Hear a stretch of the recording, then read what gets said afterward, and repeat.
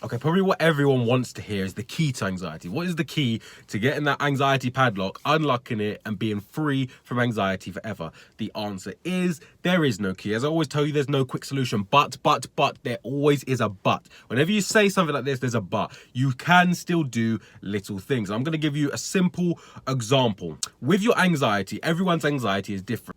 Some people can have generalized anxiety, which is just anxiety in general. You're just anxious quite a lot of the time. Some people's anxiety, as I said, only crops up when it comes to social situations or social interactions they can't deal with. People think anxiety is one simple thing. You're anxious, that's it. You're just anxious over everything. You get anxiety, that's not the case at all. And then you get the other people who don't understand that, oh, well, he's doing this, so he can't have anxiety, he can't be anxious. And it's like, I don't have to constantly be here looking scared as shit to show that I have anxiety, or for anyone to show that they have anxiety. But the key to overcoming these situations and being less anxious in these situations is to try different things. As I always say, this video is not going to be you've solved your anxiety by the end of watching this video, but it may have helped you a little bit, maybe even 1% on your goal to eventually not cure an anxiety, because you never cure anxiety. I've spoken to so many different people at different walks of life, different jobs, celebrities, normal people, like everyone. And everyone that I've spoke to who has anxiety says the same thing. It doesn't go away.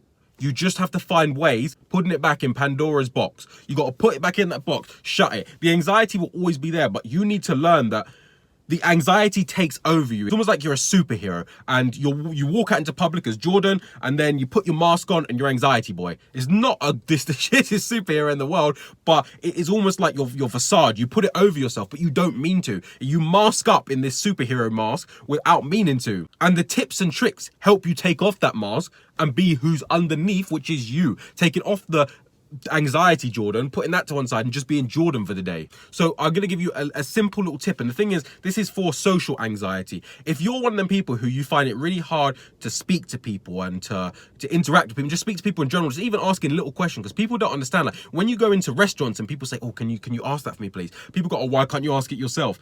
People don't understand. Sometimes interacting with that person that you don't know, everyone has different things. Some people can sit there in the restaurant, be like, oh yeah, can you come over a minute? That's simple for some. For some people, speaking to that person is the same equivalent of me saying, listen, go run in front of that train. You go, what the fuck? Why am I going to run in front of that train? It's going to hurt. Same with the anxiety. Go speak to that person. It won't physically hurt you, but mentally, you're there like, because you don't want to speak to that person. You get all flustered in that. And I was like that. Flash forward years ago, I used to be awful talking to people. I couldn't interact with people. Giving you an exact example with people at restaurants, when you'd have to ask them for something. I wouldn't ask. I would rather go without. Then, like when they come to you and they ask you a question, what do you want for your meal? That's simple. But for asking for additional things, if they left something off the plate or they forgot something, I just went quiet because I don't like social interactions. I don't like being like that with people. That was me in the past. The little things that help you get past that is realizing we all live the same life and we all have to do the same thing. The things that help you get past it is realizing that in your mind, what you're doing is so stupid and you can't see it at the time because it's you. People can see things from afar. You can watch a fight and think, well, he should have dodged that punch. Oh, he should have ducked.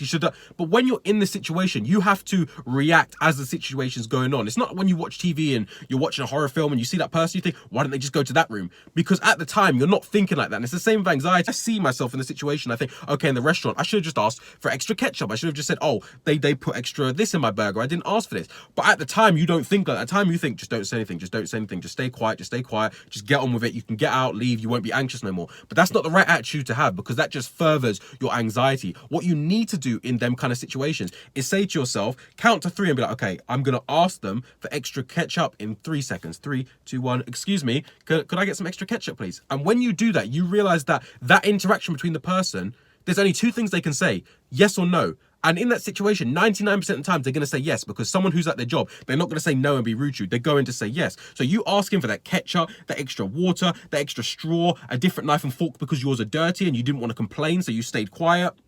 Don't do any of that. Ask for this stuff. And then when you realize that nothing happens afterwards, that's when you start to control your anxiety. When you say, can I have that ketchup, please? And that person says yes. And you think, well, why was I scared then? Why was I so anxious to ask such a little question when they're going to say yes. And that's what helps you progress with your anxiety. You think that these things in your head, you build them up to these massive things. Something as simple as asking for fucking ketchup. And I'm not taking the piss out of anyone. I'm not talking from experience. This is how I used to be in social situations. Now I can ask for stuff. Now I can talk to people. Now my anxiety is still not amazing. At the end of the day, I'm teaching you how to improve your anxiety. Mine is not cured by any sense of or stretch of the imagination. I still have a long way to go. But through my coping mechanisms and different things that I've tried out, I have managed to kind of start putting the anxiety back in Pandora's box slowly. So what you have to do is you have to imagine you're on your laptop and there's a file called anxiety. And when you double click it and open it up, there's all your anxieties, all your fears and everything. And day by day, you have to click on one of them and drag it to the recycling bin. Double click the recycling bin, empty the recycling bin. And that's how you get past your anxiety. You delete slowly your little fears that are in your mind that build up to these big things. And then you make a mountain out of a molehill, as the expression says. So my simplest thing is start little with your anxiety. Don't do massive things. And like, for example, you're scared of speaking in front of people, so you go and deliver a conference. That's just going to make you even more scared, because you're going from fighting with a dog with like a little red rag to going up against a bull with a red rag. Two different things. You need to build up slowly. So my takeaway from this is, if you want to kind of cure your anxiety, because it's not a direct cure, but help your anxiety, should I say, listen to what I said in this video and start small. And then soon you'll start to realize that not only are you more confident, but stuff that you used to get anxious at, you won't get anxious at no more. You'll go into the restaurant, sit down and be like, oh, could I get... And you'll think, fuck, I'm asking for this without even thinking. And then, as I told you at the beginning, do your 3-second thing, 1, 2, 3. Soon you won't even need to do the 3-second thing. You will just go and do it. And that is how you eventually get past it. So yeah, top tips from me. This is from experience. So put it into practice and yeah, you'll do exactly what I've done.